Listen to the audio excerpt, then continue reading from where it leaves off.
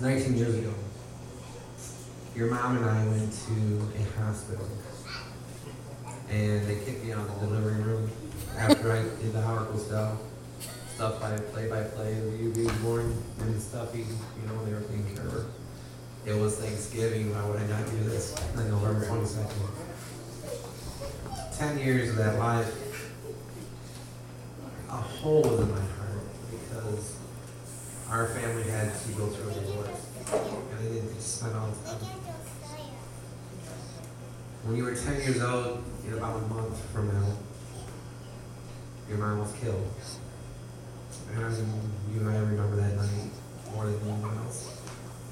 That night was the night that changed your world and my world together. Some people have said that might have changed our world for the worse. Some people may say that changed our world for the better. I don't tell you how many times in a day how much I love you.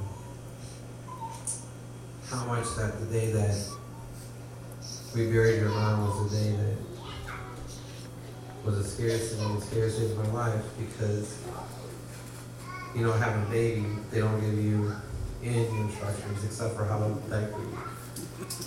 And I didn't follow those directions. At 10 years old, how do I know how to be a mom and a dad? So the years that you have to spend in psychology with your counselor because of me not knowing how to be a mom has been a hard thing. 3 years ago, we walked in this building, you and I did. And I remember looking at that wall and seeing 3 words. Do you remember that day? And I remember my mom saying, you remember grandma saying this, oh, this is the worst place in the world. I don't know why you ever went for a bicycle because this is not something you should ever buy. And you and I sat here and knew that there was something special about this place. And we gave up a 5-bedroom house for 2 of us, 4 bathrooms, 5 acres, and we moved into a 2-bedroom apartment that was 105 degrees from April 1st to November 1st. And I still to some days question, but today it's a grand opening. Today, you've asked many times, would your mom be proud of you? Today I want to tell you, your mom would be more than proud of you. We have a lot of work to do, and we start tomorrow. We start tomorrow doing something that's not been done in the religious world, not been done in the spiritual world, not been done in the business world. Tomorrow we take a group of people on a journey. And all of us have had, and a lot of us are here tonight. I'm going to start naming some things off, if you guys are okay with it, the people I know. Tommy, I want to start with you. Tommy, you had the ups and the downs in your life. You fought things a lot, and I've known that you sat in this chair we talked. And you know what?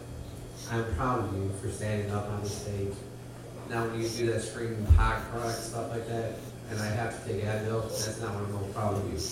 But when you put these things together, I love you for that. Joel, I've never met somebody about 3 weeks ago that could come in and do what you've done and how you've helped me and how much I appreciate that. Holly, you and Joel have been something but nothing but encouragement and how much I really care about what you guys are doing. Whitney, I met you 12 years ago, 13 years ago. Lord, we were young back then.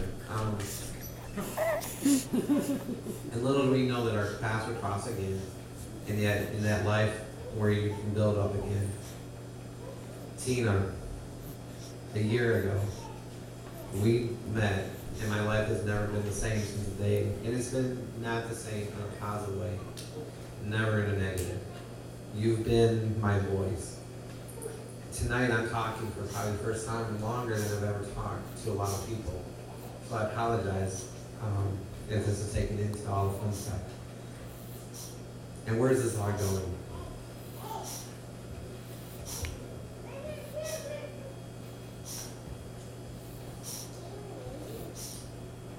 I've lost a lot of people in my life.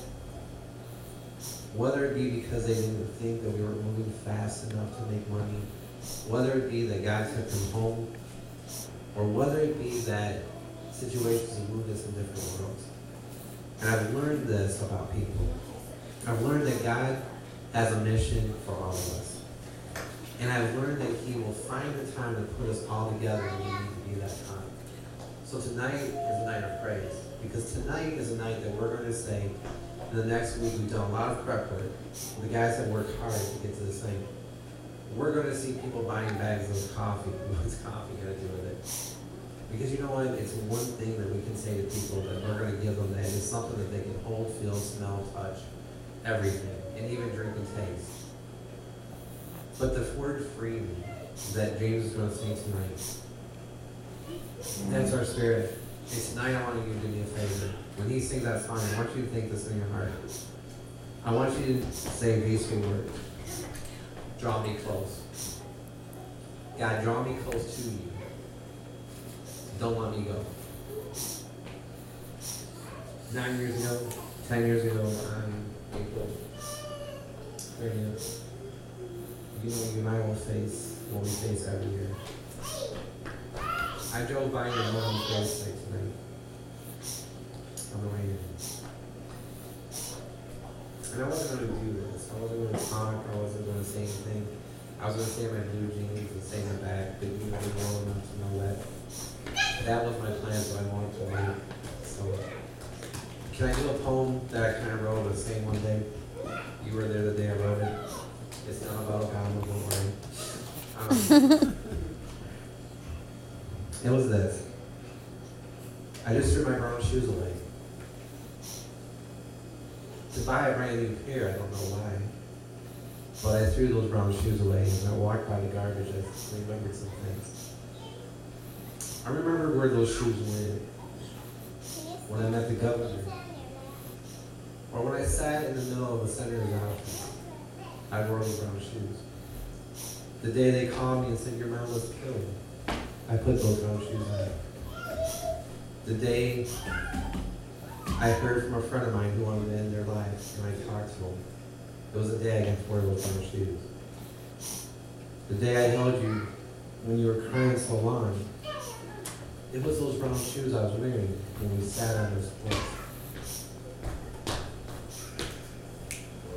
I remember those brown shoes because those were brown shoes that we wore when we went out to dinner at Disney World. Those brown shoes were on my feet, and everywhere I went, I wore those shoes. But I wonder how many feet did my ground on those shoes I touched? Did we actually spend time with God in those times? How many times was I sitting in a chair waiting for somebody to spend that time thinking about what God has done for us and the greatness we did? How many times when I was in those comfortable shoes did I remember to read His promises for that day? God, forgive me for taking you for granted, for giving me shoes to walk with, where some people don't even have both legs. But yet I had two. I remember the day, the first time I walked and I hit a thing of water with those shoes and you were there with me. Do you remember? And I remember saying I had to get a brand new pair of shoes because water was coming in. But I remember thinking about how I could repair those shoes because they were so comfortable. And I didn't want to get rid of those shoes. You've all had clothes like this before, right? They fit you so well, and they know you so much. They know every movement I've ever taken for 10 years. God, forgive me for the times that I didn't take the time when I had those shoes on to appreciate the greatness of His world. Caitlin, one of the things is that we just grand opening today, and down the road we'll see many grand openings of other stores. Tina and Caitlin, my challenge to all of us is this. I remember in my life where we've been and all the troubles we've had. I remember every brick we touched You remember every birthday was too straight. Caitlin's Crystal, who's the adopted kid, and her grandfather helped me finish this whole story up. This wasn't just two of us. This is a group of us with love. So today I'm going to tell you this, and my challenge is this to you, to Tina, to Crystal, to myself. May these walls fill with the joy of God. May the Spirit of God walk in here when people are in here. May them not have vengeance. May them not have anger. May we not have our issues that we have sometimes. But let this place be filled with peace. Let peace walk in where we usually walk out. Let God be the one that meets people at the front door and be the last person they see when they walk out the door. Let's just not look for the bottom line, but let's look for the miracles that we can make in whatever we do. Let's never stop loving each other. Let's not stop praying for each other. Let's not stop seeking the best in each other. So I just tell you guys this. Thank you from the bottom of my heart for letting me mumble and ramble. But at the other end of the coin, thanks for being here tonight. If your mom was alive, she would be really quiet in the shed in the back. And she wouldn't want to sit up here. She wouldn't want to know anything was going on. I don't even think this store would be built if your mom was alive. But I do know this, that if your mom could look out from heaven and say one thing to you, it would be this. The race was worth it. The fight was worth it. When you enter heaven's gate, God will be there to meet you face to face. There's a lot of things that we'll forget between here and heaven's gate. But the one thing we will never forget is the glory when we see his face. So if you don't mind, before I bring up my friend and his band, I'd like to do one thing that you don't do in most stores down here. And if you don't mind, it's like my own little store, I might want to do it. Caitlin need grand opening, Tina need grand opening. Usually you have a ribbon cutting, and usually you have different things. But tonight I want to do something different. Tonight I want to do something. Joe, I need your help on this. James, I need your help on this. Holly, I'm probably need your help. I really don't need your help. Tommy, you may want to join in on this too. But I'd like to get everybody to do one thing for me. Why don't we do this? Why don't we get around and why don't we hold hands? I know it's a bad thing you do in America, but holding hands is not bad. No way that's food. Why don't we hold hands? We'll pray for God's blessing for this voyage for tomorrow, for the free me thing, and his blessing on everything we do. We're going to pray for the voyages of this grand opening, that God will put his blessing and his stamp on this. And then on the other side, there's that song that says bind us together. You know that song? Bind us together. Can you guys lead that song? I do not want to sing, but can you guys help us with that? So why don't we do that? I'll pray, and then you lead the song, and then James. Then I want to introduce you probably James Robertson.